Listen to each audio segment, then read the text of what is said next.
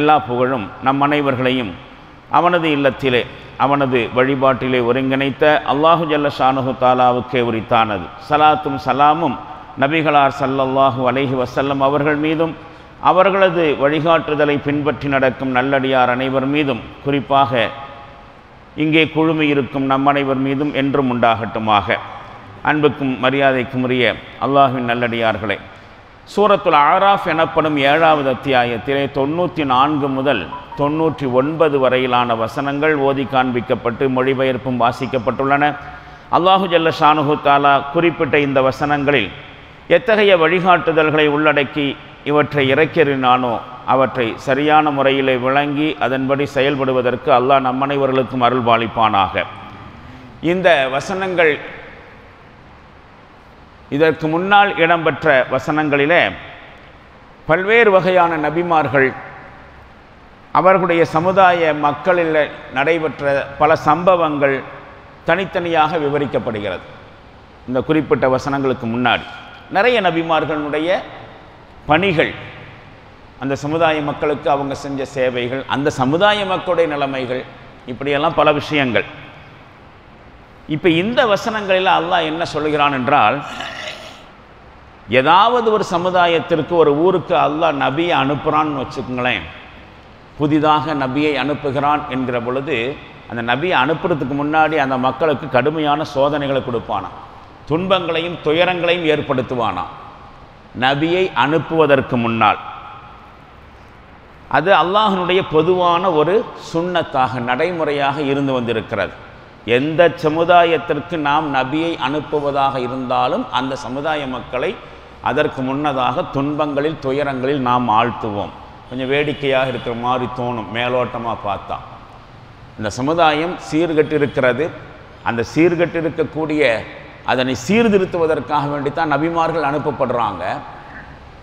இதுக்கு மேல் அவர்கள் அந்த நபிமார்களுடைய உபதேசங்களை எல்லாம் கேட்டு ஒரு காலம் அவர்கள் சீரடையலாம், அல்லது அந்த நபிமார்களை ஏற்றுக்கொள்ளாமல் மீண்டும் அந்த அழிச்சாட்டியங்களிலேயே ஈடுபடவும் செய்யலாம். எல்லாம் நபிமார்கள் வந்த பிறகு தான் நடக்கும். ஆனால் இங்கே என்ன சொல்லி ஆரம்பிக்கிறான், வமா அர்சல்னா ஃபீ கரியத்தின் மின் நபியின் இல்லா அஹதுனா அஹ்லஹா.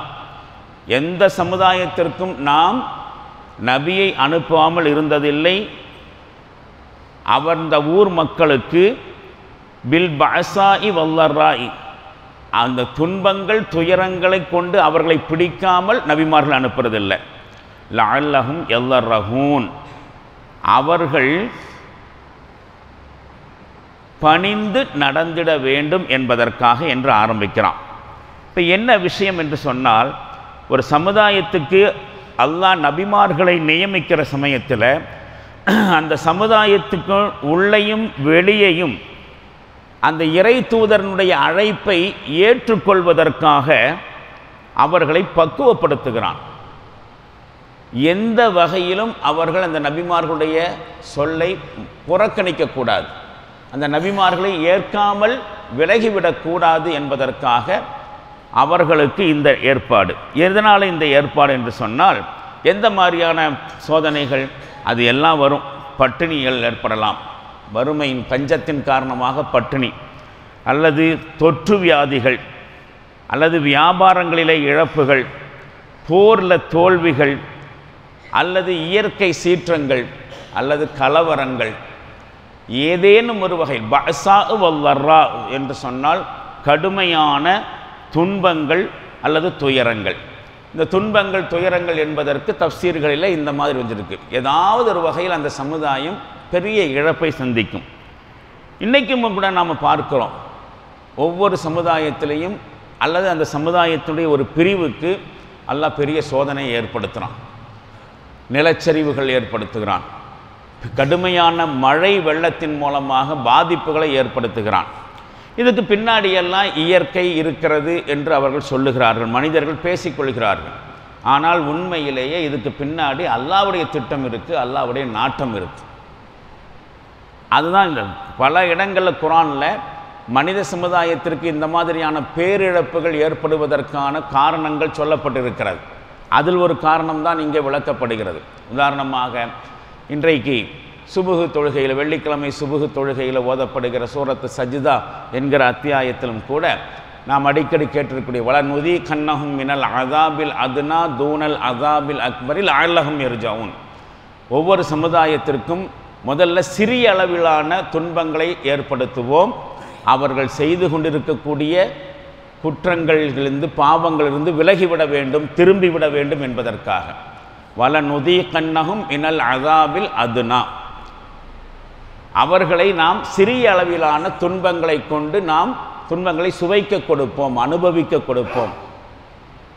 அதிலிருந்து அவர்கள் செய்து கொண்டிருக்கக்கூடிய அல்லஹும் எர்ஜிஊன், அவர்கள் செய்து கொண்டிருக்கக்கூடிய தீயவைகளிலிருந்து விலகணும். அப்போ ஒரு மனுஷனுக்கு துன்பங்கள் துயரங்கள் வருகிறது என்று சொன்னால் அது தனிப்பட்ட மனுஷனாக இருந்தாலும் சரி அல்லது ஒரு சமுதாயமாக இருந்தாலும் சரி, புரிஞ்சுக்கணும், ஏதோ ஒரு தவறுகளில் நாம் ஈடுபட்டிருக்கிறோம், அதிலிருந்து நாம் விலகிறதுக்கு அல்லாஹ் என்ன செய்கிறான், நமக்கு எச்சரிக்கை செய்கிறான். இந்த மாதிரியான துன்பங்களை துயரங்களை கொடுத்து நாம் செஞ்சிட்டு இருக்கக்கூடிய தவறுகளை புரிஞ்சு அதிலிருந்து விலகிறதுக்காக இந்த மாதிரி முன்னெச்சரிக்கை செய்கிறான் என்று நாம் புரிஞ்சுக்கணும். இப்போ அந்த மாதிரி சூரத்து சஜ்ஜா வருது. இன்னும் இது மாதிரி பல காரணங்கள் மனித சமுதாயத்திற்கு துன்பங்கள் துயரங்கள் ஏற்படுவதற்கான காரணங்கள் குர்ஆனில் பல இடங்களில் விளக்கப்படுது. அதில் ஒன்று தான் இது. நபிமார்களை அனுப்புவதற்கு முன்னாடி அந்த மக்களுக்கு துன்பங்கள் சோதனை, அந்த நபிமார்களை ஏற்றுக்கொள்வதற்காக வேண்டியும் அந்த நபிமார்களுடைய அழைப்பை ஏற்றுக்கொள்வதற்காக வேண்டியும் உள்ளிலும் புள்ளிலும் அவர்கள் வெளியிலும் அவர்கள் பக்குவப்பட வேண்டும் என்பதற்காக கர்வமும் அகந்தையும் இருக்கக்கூடிய அவர்களுடைய தலைகள் கொஞ்சம் குனியணும். பொதுவாக மனித சமுதாயத்தில் உலகத்தை அவர்கள் அனுபவித்து கொண்டிருக்கிற பொழுது அது தனிப்பட்ட மனுஷனாக இருந்தாலும் சரி சமுதாயமாக இருந்தாலும் சரி பொருளாதார ரீதியாகவோ அல்லது அதிகார ரீதியாகவோ கொஞ்சம் மேலே போகிற பொழுது இயல்பிலேயே மனுஷனுக்கு அகந்தை ஏற்படும், கர்வம் ஏற்படும். அந்த கர்வத்தினுடைய தலையை கீழே குனிய செய்கிறதுக்காக வேண்டி சில தண்டனைகள். அதே மாதிரி அவர்களுடைய அந்த செல்வம் அந்த வலிமை அதன் மூலமாக போதையிலே மயங்கி கிடக்கக்கூடிய அவர்களுக்கு உணர்வூட்டுறதுக்கு ஒரு ஷாக் ட்ரீட்மெண்ட் தேவை, அதிர்ச்சி வைத்தியம் தேவை என்கிற அடிப்படையில் சில துன்ப துயரங்களை கொடுப்பான். ஏனென்றால் மனிதர்கள் இந்த மாதிரி மட்டுமல்ல, அல்லாஹ் என்ற ஒரு சக்தி இருப்பதை இந்த உலகம் அவர்களை மறக்க செய்து இவர்களுடைய செயல்பாடுகளுக்கு பின்னால் இவர்களுடைய திறமைகளும் இவர்களுடைய ஆற்றல்கள் மட்டும்தான் இருக்குது அப்படின்னு நினச்சிட்டு இருக்கிறாங்க. அவர்களுடைய உடல் வலிமையில் அவங்களுடைய ஆற்றல்கள் மீது வைத்திருக்கக்கூடிய ஒரு குருட்டுத்தனமான மதிப்பையும் நம்பிக்கையும் அவங்க விட்டு விலகணும். காலங்காலமாக மனுஷனுடைய தவறு என்ன தெரியுமா, இதுதான், எல்லாம் நான் தான் செஞ்சேன், எல்லாம் என்னால் தான் உருவாச்சு. மனித ஆற்றல் என்பது மிக அளப்பரியது. மனிதனுடைய அறிவு நாளுக்கு நாள் விஞ்ஞான வளர்ச்சியும் அறிவு வளர்ச்சியும் அதிகமாகி போகிற பொழுது கொஞ்சம் கொஞ்சமாக இறைவனை விட்டு விலகிடுவான். என்னென்று சொன்னால் இவனுடைய வலிமையின் மீது இவனுக்கு மிகப்பெரிய நம்பிக்கை இருக்குது, ஆற்றல் இருக்குது. எல்லாம் என்னால், என்னுடைய அறிவினால், என்னுடைய ஆற்றலினால் ஏற்பட்டது என்று மனுஷன் நினைக்கிறான். அதை கொஞ்சம் அல்லாஹ் நிறுத்தி வைக்க வேண்டும்.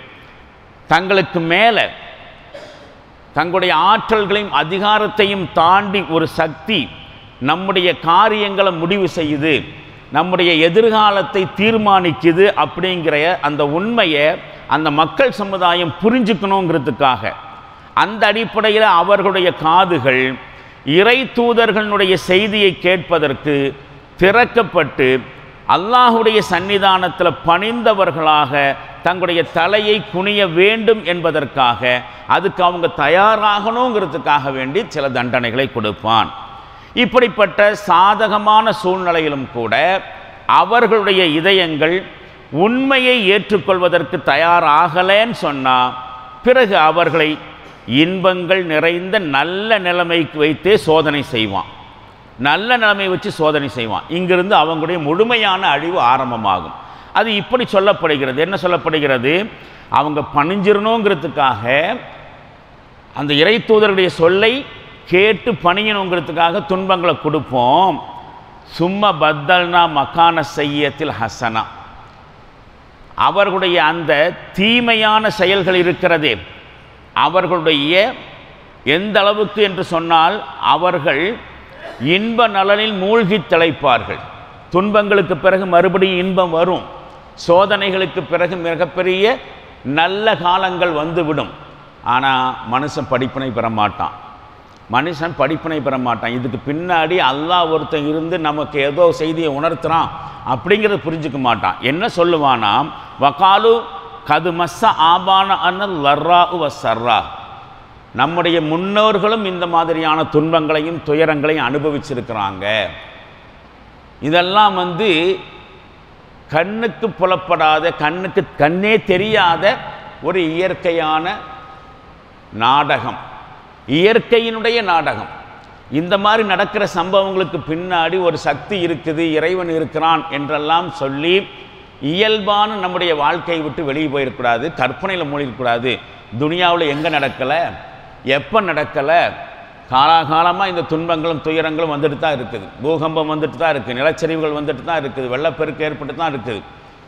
இதன் மூலமாக நிறைய இழப்புகளை நம்முடைய முன்னோர்களும் சந்திச்சிருக்கிறாங்க. என்ன சொல்கிறாங்க, மஸ்ஸ ஆபா அனல் சர்ரா.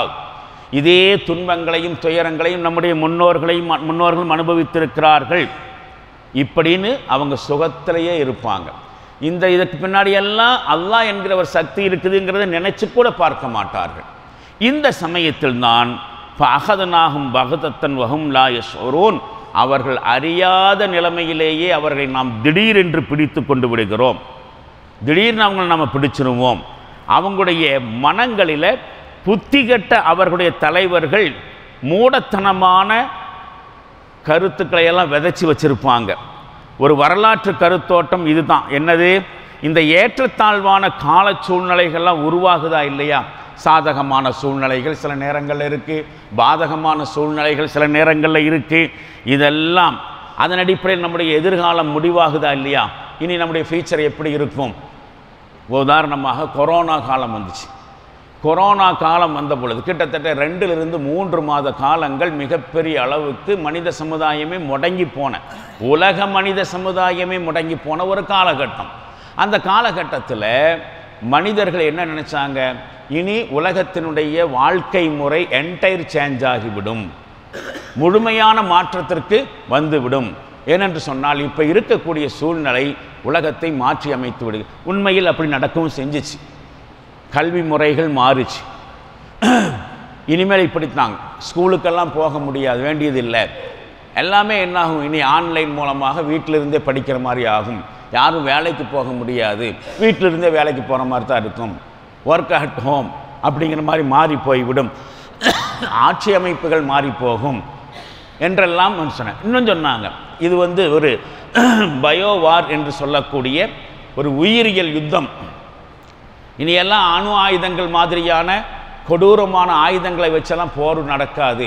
இந்த மாதிரி ஒவ்வொரு நாட்டுக்குள்ள விஷக்கிருமிகளை பரவ விட்டுருவாங்க. அதன் மூலமாக உலகை அச்சுறுத்துவாங்க, உலகை தங்களுடைய ஆதிக்கத்துக்கு கொண்டு வருவாங்க, முற்றிலும் எதிர்காலம் மாறப்போகிறது என்றெல்லாம் அந்த கொரோனா காலத்தில் நிறைய விவாதங்கள் நடத்தப்பட்டுச்சு, ஆய்வுகள் நடத்தப்பட்டுச்சு, முடிவுகள் சொல்லப்பட்டுச்சு.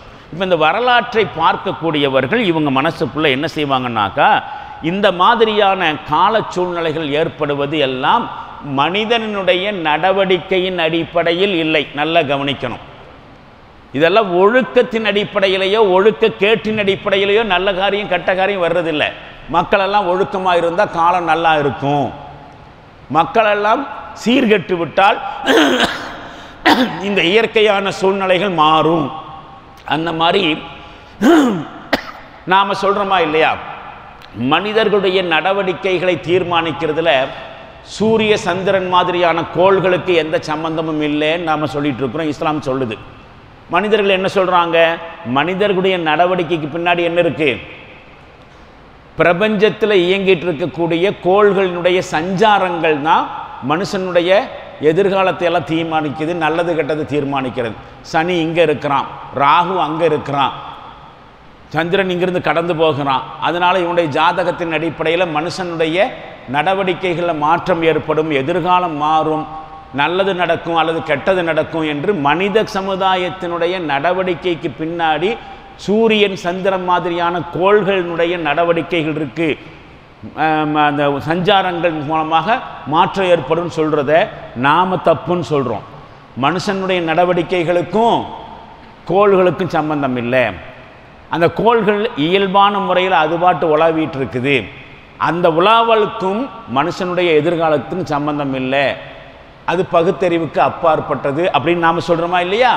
இதே மாதிரி அழிவுகள் ஏற்படுகிற பொழுது, மனித குலத்துக்கு இழப்புகள் ஏற்படுகிற பொழுது, அது சின்ன அளவிலேயோ பெரிய அளவிலேயோ ஏற்படுகிற சமயத்தில் இதையெல்லாம் வச்சுக்கிட்டு ஒழுக்கத்துக்கும் இதுக்கும் முடிச்சு போடாதீங்க.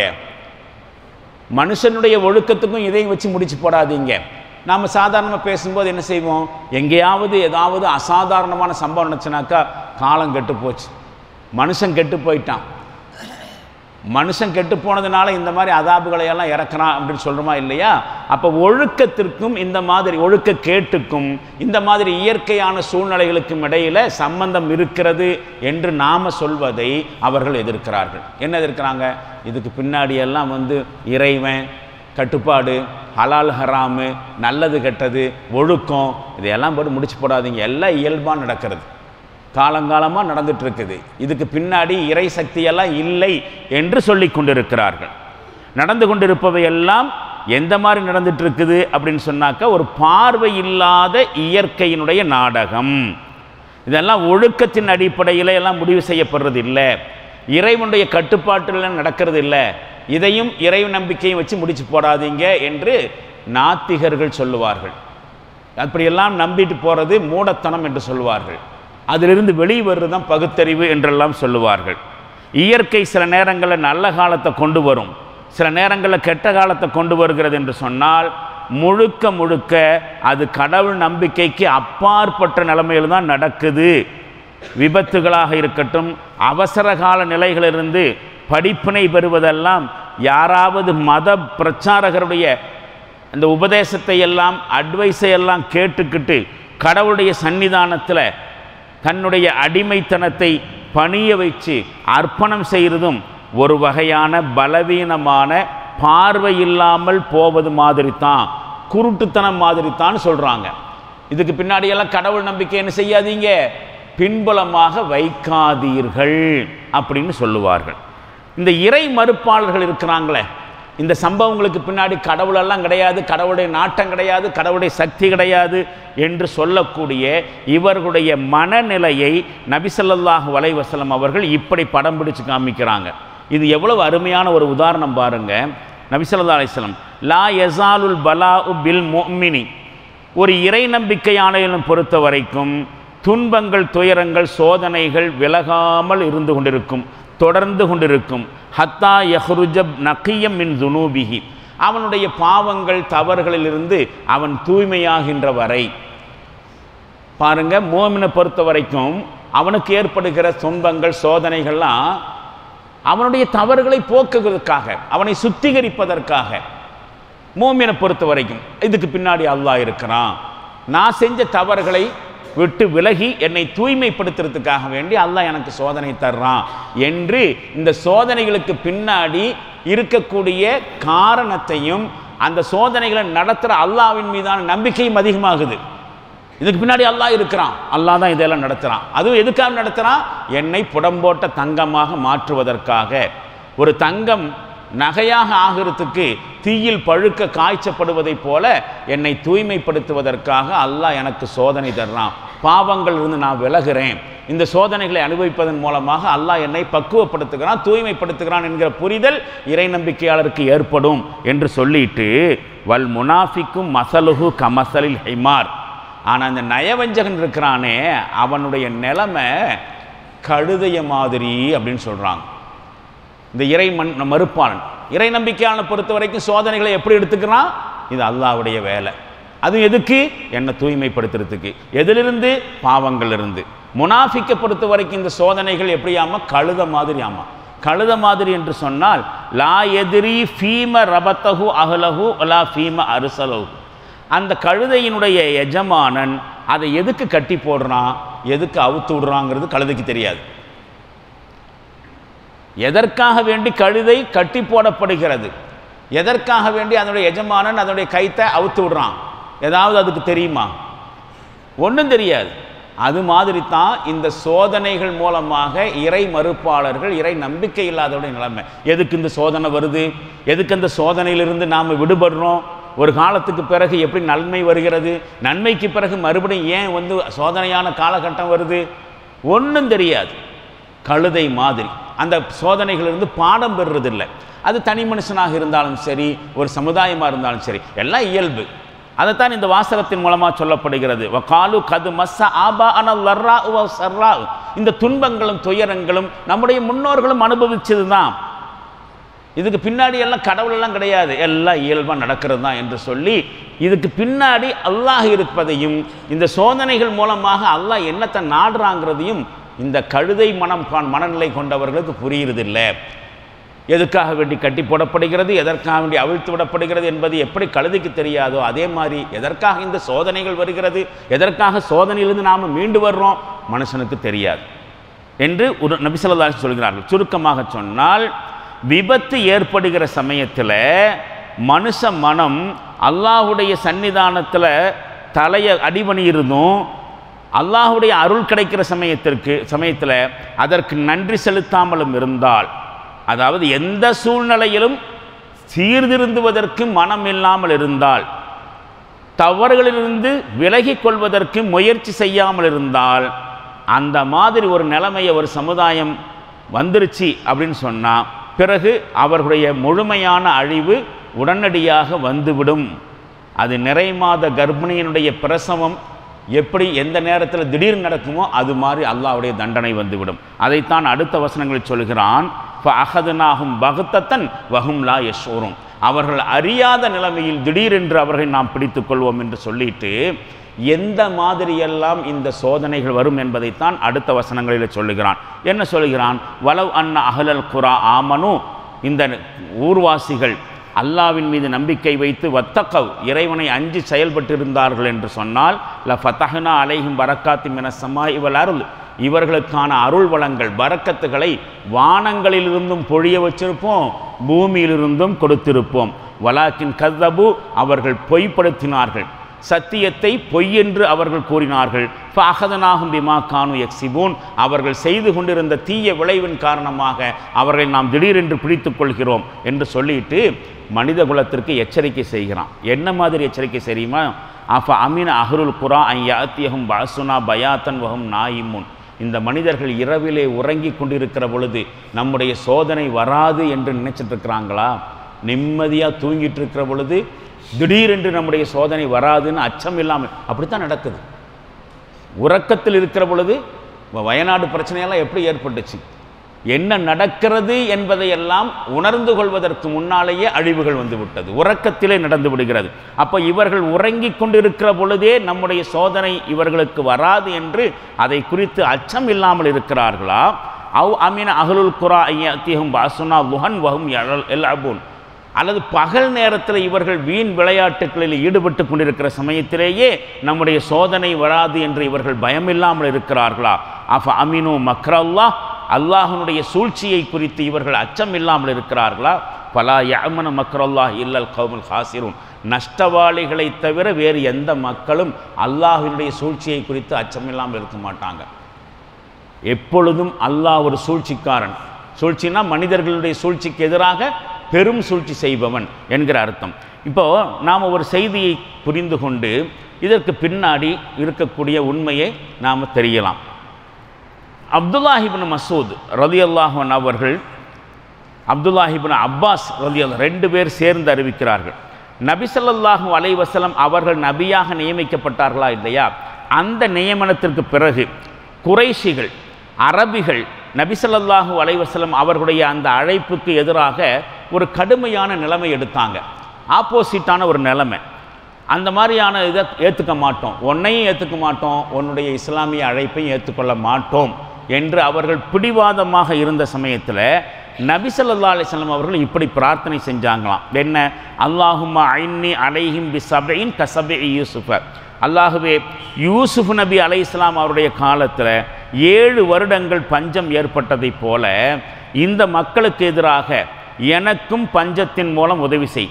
இவங்க புரிஞ்சுக்கணும், இவர்கள் புரிந்து கொள்ள வேண்டும் என்பதற்காக இவர்களுக்கு ஏதாவது ஒரு பஞ்சத்தை ஏற்படுத்து, அதன் மூலமாகவாவது என்னுடைய இந்த அழைப்பை அவர்கள் ஏற்கிறார்களா என்று பார்க்கலாம் என்று பிரார்த்தனை செய்த பொழுது ஃபஅஹதத்துஹும் ஸனத்து ஹத்தா ஹஸத்து குல்ல ஷைஇன், ஒவ்வொன்றையும் எண்ணி தீர்க்கிற வரைக்கும் அவர்களுக்கு பஞ்சம் விழுந்துதான்.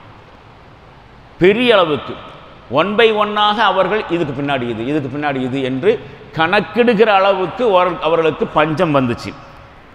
எந்த அளவுக்கு? ஹத்தா அகலு இலாம வல் ஜுலூத், அவர்கள் எலும்பையும் தோலையும் கூட தின்னுகிற வரைக்கும் கடுமையான வறுமை ஏற்பட்டது. பிறகு ஃபகால அஹதுஹும் ஹத்தா அகலுல் ஜுலூத வல் மைத்தத்தை, அவர்களில் ஒருத்தர் சொன்னார், கடைசியில் மக்கள் தோலையும் செத்த பிணத்தையும் திங்க ஆரம்பித்தாங்க. செத்த பிணம்னா மனுஷ பிணம் இல்லை, இறந்து போன ஆடு மாடுகளை கூட தின்ன ஆரம்பித்தார்கள். அந்த அளவுக்கு கடுமையான பஞ்சமும் வறுமையும் ஏற்பட்டுச்சு நபி ஸல்லல்லாஹு அலைஹி வஸல்லம் அவருடைய நியமனத்துக்கு பிறகு.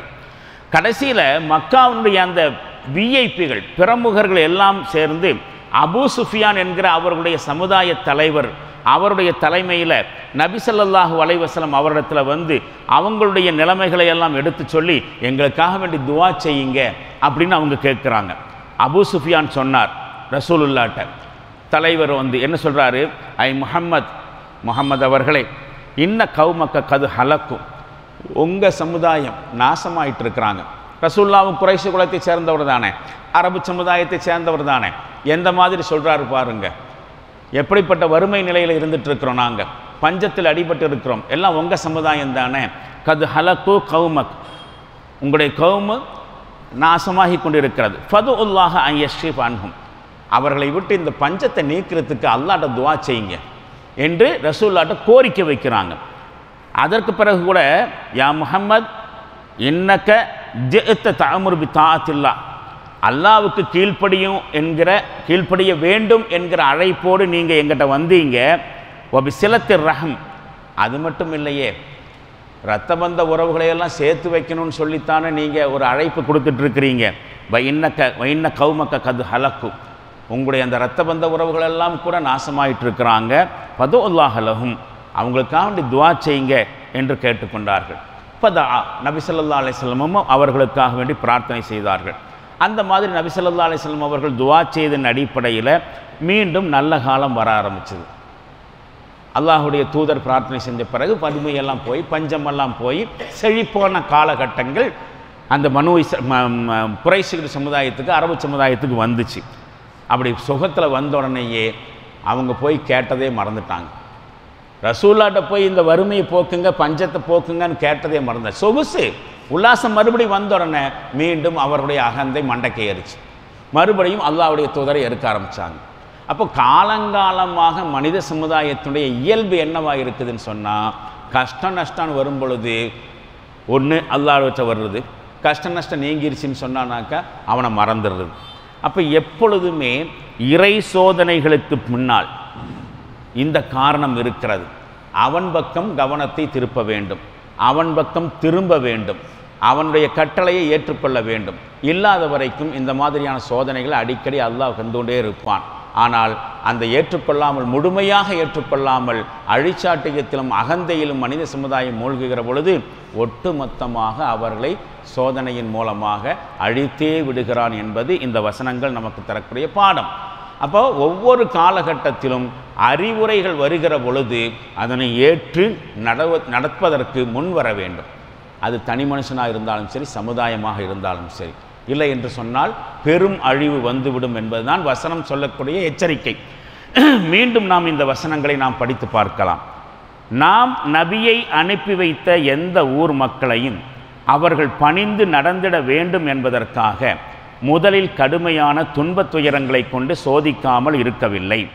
பிறகு அவர்களின் துன்பத்தை இன்பமாய் மாற்றினோம். எந்த அளவுக்கெனில் அவர்கள் இன்ப நலத்தில் நன்கு திளைத்து எங்களின் முன்னோர்களுக்கும் கூட துன்பமும் இன்பமும் ஏற்பட்டு கொண்டுதான் இருந்தன என்று கூறினார்கள். இறுதியில் அவர்கள் எதிர்பாராத நிலையில் திடீரென்று அவர்களை பிடித்தோம். ஆனால் அவ்வூர்களில் வாழ்ந்த மக்கள் இறை நம்பிக்கை கொண்டு இரையச்சமுள்ள நடத்தையை மேற்கொண்டிருப்பார்களே. ஆனால் வானம் பூமி ஆகியவற்றின் அருள்வளங்களின் வாயில்கள் அனைத்தையும் அவர்களுக்கு நாம் திறந்து விட்டிருப்போம். ஆனால் அவர்கள் சத்தியத்தை பொய்யென்று உரைத்தார்கள். எனவே அவர்கள் சம்பாதித்து கொண்டிருந்த தீய செயல்களின் காரணமாக அவர்களை நாம் தண்டித்தோம். இரவில் அவர்கள் உறங்கிக் கொண்டிருக்கும் நிலையில் நம்முடைய வேதனை அவர்களை திடீரென்று தாக்காது என்று இவ்வூர்களில் வாழும் மக்கள் அச்சமற்று இருக்கின்றார்களா? அல்லது பகலில் அவர்கள் வீண் விளையாட்டுகளில் ஈடுபட்டு கொண்டிருக்கும் போதே நம்முடைய வேதனை அவர்களை தாக்காது என்று இவர்கள் நிம்மதியுடன் இருக்கின்றார்களா? என்ன இம்மக்கள் அல்லாஹ்வின் சூழ்ச்சி குறித்து அச்சமற்றிருக்கின்றார்களா? உண்மையில் அழிந்து போகக்கூடிய மக்கள் நாம் அல்லாஹ்வின் சூழ்ச்சியை குறித்து அச்சமற்றிருப்பார்கள் என்று வசனம் முடிவடைகிறது. அல்லாஹ் என்ன எச்சரிக்கையை இந்த வசனத்திலே சொன்னானோ அந்த எச்சரிக்கையை உணர்ந்து கொண்டு அந்த தவறுகள் பாவங்கள் அல்லாஹ்வுக்கு எதிராக நடப்பதிலிருந்து விலகி அல்லாஹ்வுக்கு முற்றிலும் கீழ்ப்படிந்த ஒரு நல்ல வாழ்க்கை வாழக்கூடிய நன்மக்களாக அல்லாஹ் நம்ம அனைவர்களையும் ஆக்கியருள்வானாக. அதற்கு நாம் முயற்சி செய்வோமாக. வாஹிரு தாவானா அல்ஹம்துலில்லாஹி ரப்பில் ஆலமீன். அஸ்ஸலாமு அலைக்கும் வரஹ்மத்துல்லாஹி தஆலா வபரகாத்துஹு.